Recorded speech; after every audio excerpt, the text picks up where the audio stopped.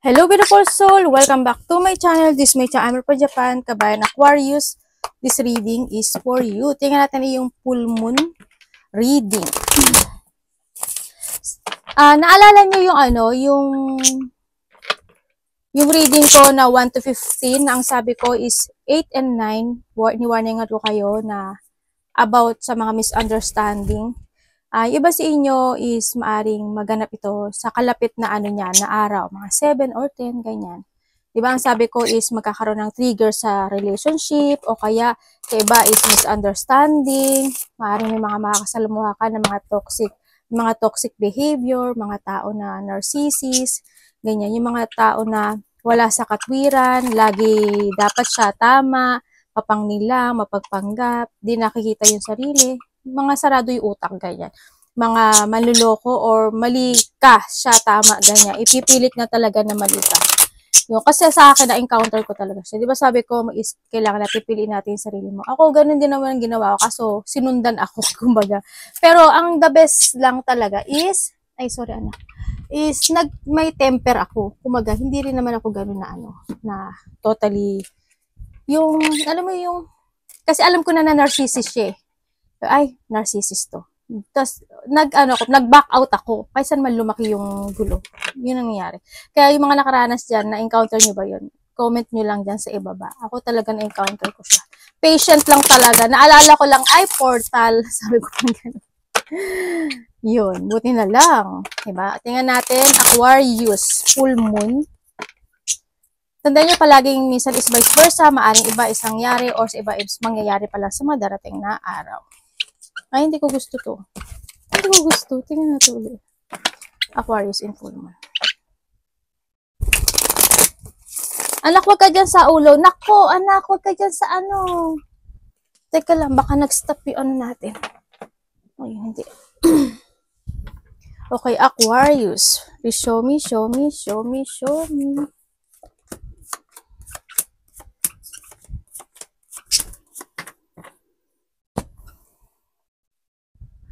Energy reading tayo ha, wag niyo ipilit kung hindi naman sa inyo to. Tsaka yung mga warning, i-reverse nyo. Ibig sabihin, yung warning dito magkaroon na kayo ng awareness para hindi maganap yun.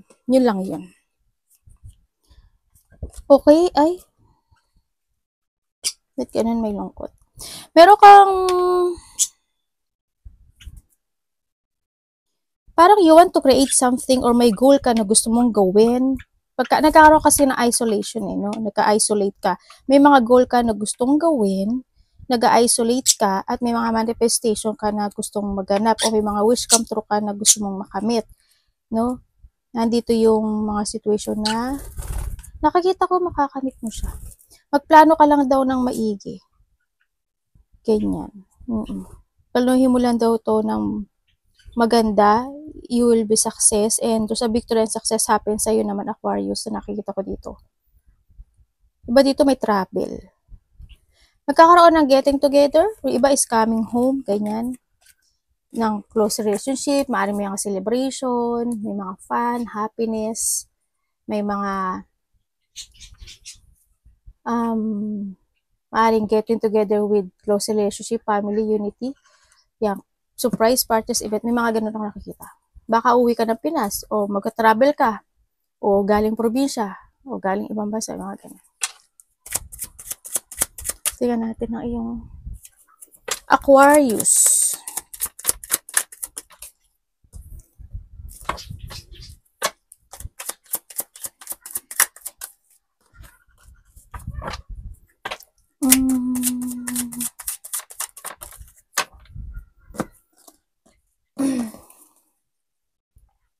Nako, sakit na ulo ko. Okay, expect unexpected, no? May mga sitwasyon na maaring revelation or may mga shocking situation, maaring sa iba nangyari na to. Yan yung sa nakikita ko dito. May mga situation na you try to analyze or may ipaprogress ka na isang bagay, isang sitwasyon sa buhay mo. Siguro meron kang gustong gawin this time na bago, no, na doon yung focus at action mo. Meron akong nakikita, may nakikita akong plano. May nakikita akong gagawin mong layunin. Kumbaga may mga iniisip ka na na parang you think advance, nag-think advance ka dun sa bagay na yon, sa layunin na yon, gano'n. Sa nakikita ko dito. Yung iba dito, hindi yung solid beginning na pagkakaroon ka ng setting ng goals mo this time or you need, no? Sa nakikita ko kasi nito rin si Cups. Ibig sabihin yung iba, maaring mag-another path kayo. Maaring may mga didesisyon na kayo this time, no? Maaring mag-iiba ng kanang lugar, place, ganyan. There's a new journey happen sa buhay mo or this is a new beginning ng buhay mo, new energy, new journey, victory and success also. Ang nakikita ko rin dito is may aalis o may pag-alis ako na nakikita sa inyo. Siguro iba is at 3 hours, 3 days, 3 weeks, 3 months. Or nangyari na or mangyayari pa lang sa iba. Sa iba, Augusto. Sa iba sa inyo. Or iba is, ganun nakikita ko. May makikipag-usap din sa'yo na lovers or malapit sa'yo. Iba dito is maaring may kakausapin ka or vice versa tayo, may kakausapin ka na maaring magulang mo, maaring malapit sa'yo, or maaring karelasyon mo. May pagbabago ng destination sa'yo, oh. Meron ka na daw mamasterin ngayon. Nagkakaroon ka ng mga bagong plano, bagong strategy, bagong pananaw sa kinabukasan this time. Maganda naman yung ano mo, yung nakikita ko dito. It's come dito sa'yo, siguro in the past nagkaroon ng, may mga pinagdaanan no? May mga pinagdaanan ka na hindi maganda talaga as in. May mga tao or may isang sitwasyon sa buhay mo na ibinigay mo yung lahat o ibinigay mo yung patient o yung halaga mo, pinahalagahan mo kumbaga. Pero dumating na lang yung time na ang naging kapalit noon hindi naging maganda, siyempre. No? And then also, sa ngayon ay nalilito ka, no? May mga bagay na nagkakaroon ka ng choices, may mga bagay na nagkakaroon ka ng pagkalito in your decision o sa pagkalito sa iyong layunin this time. Mga plano. Yan, sa nakita ko dito. May mga ganong sitwasyon. Ang nakikita ko dito, mag-ingat ka na lang. Huwag ka magmadali sa lahat ng bagay, no? You need mong mag-trust sa iyong intuition. Kumbaga, to make a decision, right, siyempre. Kung magkakaroon ka ng choices sa buhay mo, o kaya may mga bagay ka na gusto mong umpisahan, gusto mong gawin, sa nakikita ko dito, pag-isipan mo ng maigi. As in, maigi, no? Patient to make a choices dito, sa nakita ko dito.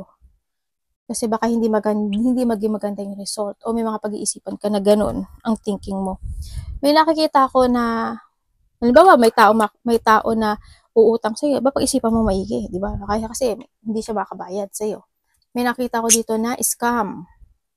No, may scam, may mga debit, something, unpaid debit. Hindi ko alam kung ikaw to, or may nangutang ba sa'yo, or may nanghiram, hindi nagbabayad, mga ganon. Meron ako nakikita na in-undervalue ka niya, or inabuso ka niya, may pang-abuso, no? May tao ako nakikita na ginamit kanya o gagamitin kanya. Ingat na lang kayo, no? I-reverse nyo. Kailangan huwag kayong magmadali. Kung this is a love, kung nakita ko dito, hindi ka pinahalagahan. Kung sa iba sa inyo is, ay anak, ay gagi. Anak, tami. Sinisira mo yung namin. Yun. Basta mag-trust lang kayo sa intuition nyo. Wag daw kayo magmamadali ng pagpapasya sa buhay. No? Mali ko. Kumatay yung kilikili ko.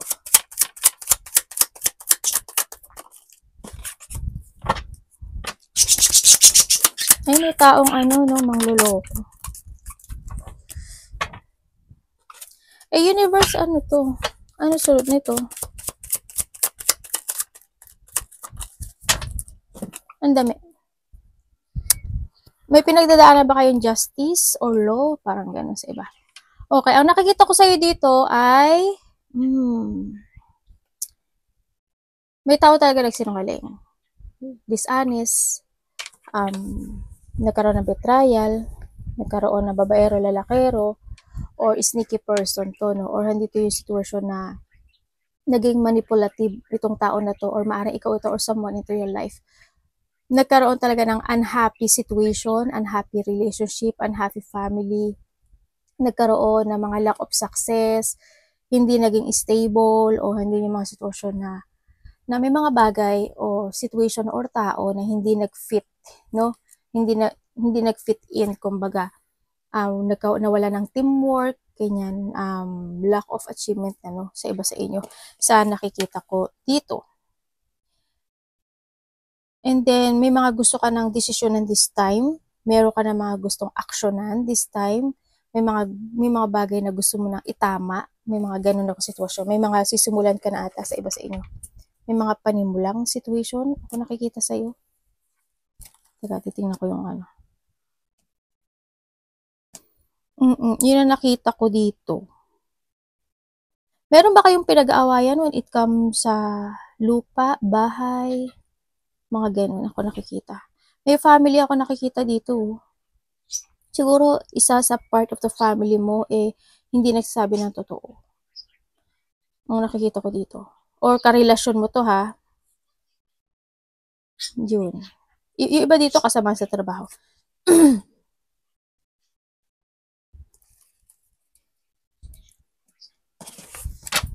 Sana hindi kayo manakawan.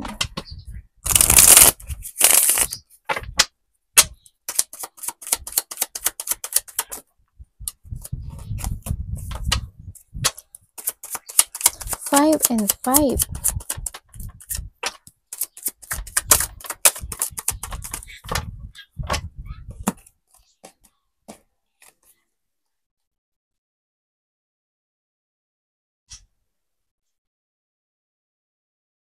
Meron kang mga bagay o sitwasyon na medyo naguguluhan ka ata, no? Kasi you want to achieve yung bagay na yun eh. Kumbaga, you want to fulfill or to achieve yung sitwasyon na yun sa nakikita ko dito. Nandito rin yung sitwasyon na maaaring nakakaisip ka ng mga new ideas, new opportunity, ganyan. May mga bagay na gusto mo magkaroon ng development, ganyan, sa iba sa inyo. Five of Pentacles. Kuhanin ko pa.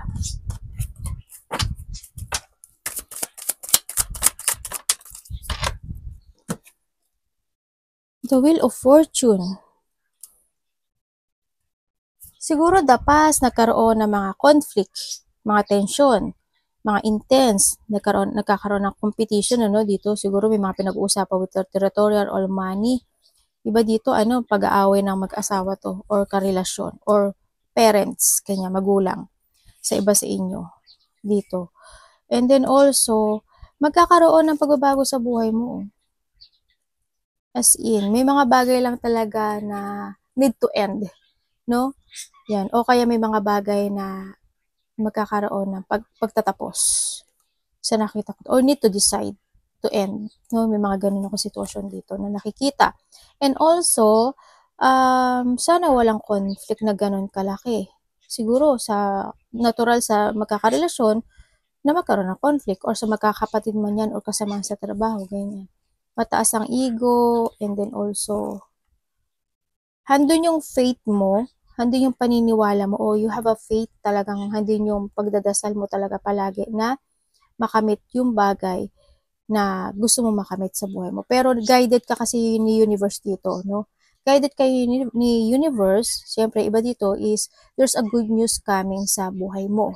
Yan, may mga good news kung nakakaroon ka ng struggle this time, in a divine timing, or after a month, after this year, no, magkakaroon ng pagbabago ng cycle mo. Sana weeks lang sa iba, sana months lang sa iba, no? May mga good news, achievement, happiness, ganyan ako nakikita dito.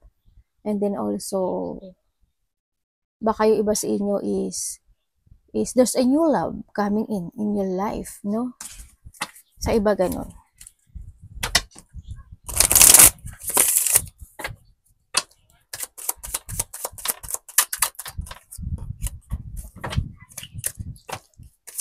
Andito yung ano favor ng universe sa'yo. Ten 10 and 10, oh. 10 and 10. Ano po, ano ito, universe?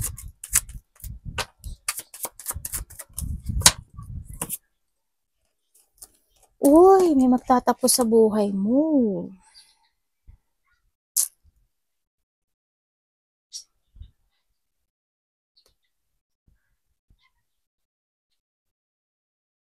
Sa iba sa inyo, siguro may namatay. Sa iba sa inyo, maring may namatay, mas matanda sa inyo. Parang ganun. Or kapamilya, or a part of family, kasama sa trabaho, mga ganyan, kakilala. There's something namatay. Ako nakikita dito. And also, sa iba sa inyo, kasi andito si 10 at saka si 10, medyo nahihirapan ka sa ngayon, ano, sa iba sa inyo, nahihirapan ka sa sapat mo ngayon. Kumbaga, may mga gusto kang i-renew, ayusin. Ako nakikita ito, i-let go, ganun. Pero ang sabi dito, there's an ending situation. May end of a cycle, merong mangyayaring unexpected change. Kumbaga sa iba sa inyo is transformation. May mga sinasabi rin na paglipat, actually. Ito, no? Sabihin, either lilipat ka ng lugar, lilipat ka ng trabaho, lilipat ka ng, basta may paglipat ng posisyon, lilipat ka ng any paglipat. May transformation happen, o sa iba naman sa inyo is handin yung dreams or illusioning with something na sana is matapos na ito. Sana makapag-move on na ito, ako. Sana is magkaroon na ng change, mga ganon. May mga ganong situation ako na nakikita sa iba sa inyo. Nagkaroon talaga ng mga deep wound, ganyan. Iba may mga sumasakit ang likod, nagkaroon ng mga backstabbing, pain, sadness. Andito yung naghanap ka na you're looking for your direction. Naglulok ka talaga into a new direction this time sa nakikita ko sa'yo dito. And this time, maaaring magdidesisyon ka na sa iba sa inyo. No? Sa trabaho mo man yan, sa lugar, sa place, kung ano man yan. Diba natin? Nagkaroon pala ng betrayal. Talaga. Sa iba. Or someone's abandon. No? Kumbaga, inabandonahan mo, inabandonahan ka. Yan nakita ko. May ilelet ko ka na siguro. Sa iba sa'yo, may ilelet ko na daw kayo. You're letting go with something or move on to sa iba. Also, pag may ending, may new start.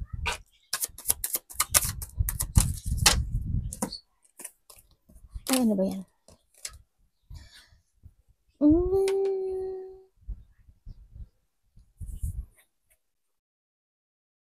May hinihintay ka? Diba dito, you're waiting for something. Waiting for an answer, waiting for a revelation, waiting for the truth, waiting for enlightenment. Kanya, may hinihintay ka. Maaring text message, communication, something. Or a positivity, or positive outcome. Kanya. Yan. May mga hinihintay ka raw. And also, ang nakikita ko dito ay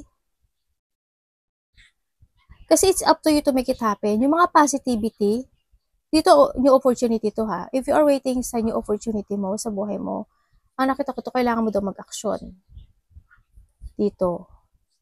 And, kasi handito naman yung offering ni universe sa pagbabago ng buhay mo. Iba dito is opportunity, iba dito is a love life, iba dito is you need to start a fresh start beginning to change ng buhay mo. Trabaho man yan or lugar, love life man yan, ganun. Nakita ko. Nasa sa'yo to. Kung kinakailangan mo mag-innovate, di ba?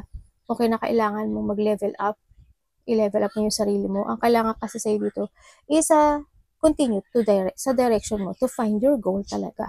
Andito yung sitwasyon mo na clear path and positive destination is needed. Time is golden kasi, no? Yun. Kaya yung mga positivity na gusto mo maganap, ang mangyari sa'yo, nasa sa'yo. Be adventurous, kumbaga.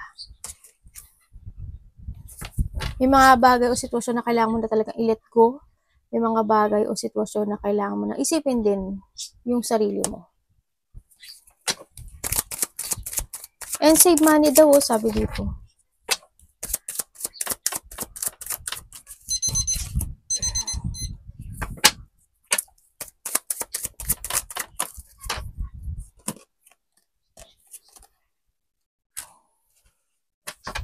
Andito yung manifestation mo, no? Andito ka sa sitwasyon na hindi mo alam sa kaliwa ba ako sa kanan. Medyo naguguluhan ka ata. Kaya na pa lumalabas sa'yo yan. And then also, nagkakaroon ka ng disappointment, no? May mga bagay na hindi ka makapag-desisyon this time. May mga bagay na aimless drifting, ganyan. May mga bagay na it's more on stagnant. Ang nakikita ko sa iba sa inyo, I hope hindi kayo itong energy na nakuha ko. Siyempre, kung stagnant kayo, i-reverse nyo yung reading natin. Ibig sabihin, kumilos kayo, mag-action kayo to accomplish yung mga gusto ma-accomplish sa buhay mo. Diba? Huwag ka lang manifest ng manifest. Huwag ka lang maghintay kasi wala namang bunga na babaksak. Diba? Na hindi naman sinusungkit. Ganyan. Ang nakikita ko dito. Put some effort. So nakita ko, tandaan mo, you are the controller ng buhay mo. Ikaw ang driver ng buhay mo. Walang ibang magdadrive. Kung gusto mong mag-go and going toward to the future, gawin mo dito sa nakita ko dito. Yun. Tingnan ko ngayon ano kasunod nito. Universe, ano pwede ko manahan kaya ano?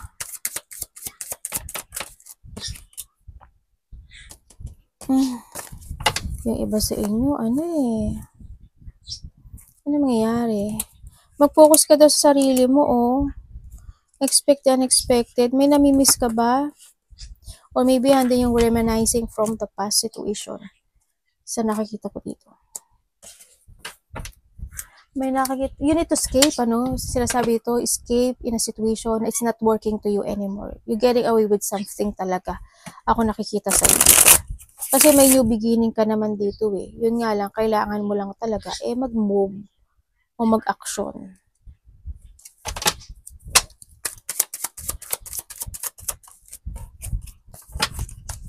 The Sun.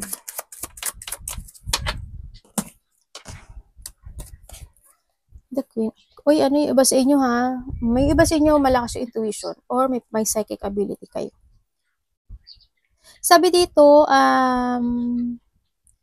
nakikita ko sa'yo, meron kang pinaprogress or meron kang binibigyan ng effort and hard work dito sa buhay mo, no? Patungkol ito sa'yo sa nakikita ko dito. Yan. Patungkol sa'yo kasi andito na si Sun, ibig sabihin, kung ano yung mga bagay o sitwasyon na gusto mo talagang mag-success, you need to be patient. Ang nakikita ko, magkakaroon naman siya ng development. Dito, maaring iba sa inyo is magkakaroon kayo ng enlightenment this time, no? At magpo-focus na kayo sa sarili nyo. Ganyan. Andun yung magko-commit na kayo more sa sarili mo o sa goal mo. Ganyan. Mas more ka magdedicate sa yung goal or to improve yourself. Ganyan. Parang andun yung sitwasyon na you want to make sure may mga bagay na nagiging slow ka. Kumbaga, siguro you want to make sure lang na magiging okay ang lahat, magiging tama ang lahat. Nandun yung sitwasyon na nakikita ko sa'yo dito. Na magiging masaya yung lahat. May mga ganung bagay sa iba sa inyo. Nandun yung pagkikare sa mga maaring mga mahal mo sa buhay, ganyan. Maaring mga anak mo, maaring mga mahal mo, mga family mo, maaring ganun sa iba. Diba?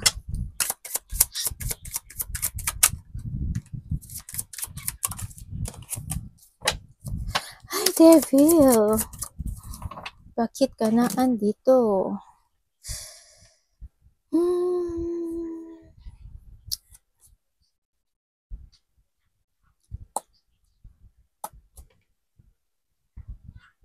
May taong may taong, siguro iba dito nagkaroon ng separation.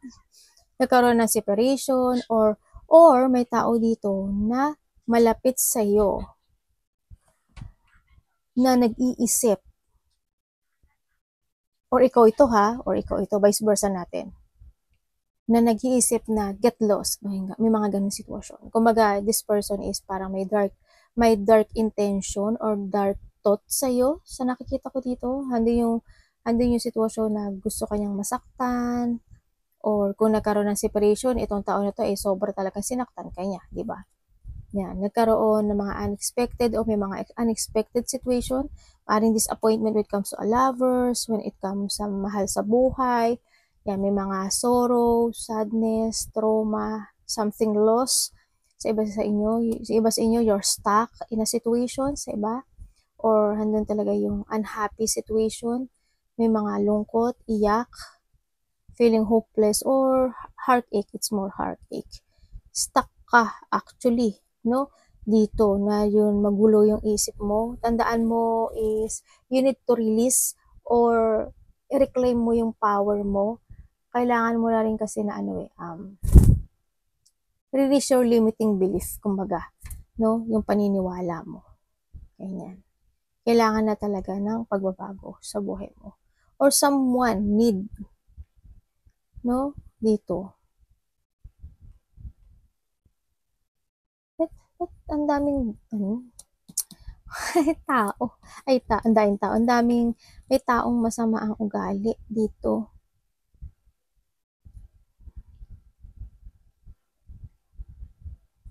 Salbahe to. Yun na nakikita ko sa'yo. Pasensya ka na ako. Ito yung nakuha kong hindi ko kasi control yung baraha. Kung ano nila ilalabas, yun ang sasabihin ko. Arigatou namaste, God bless.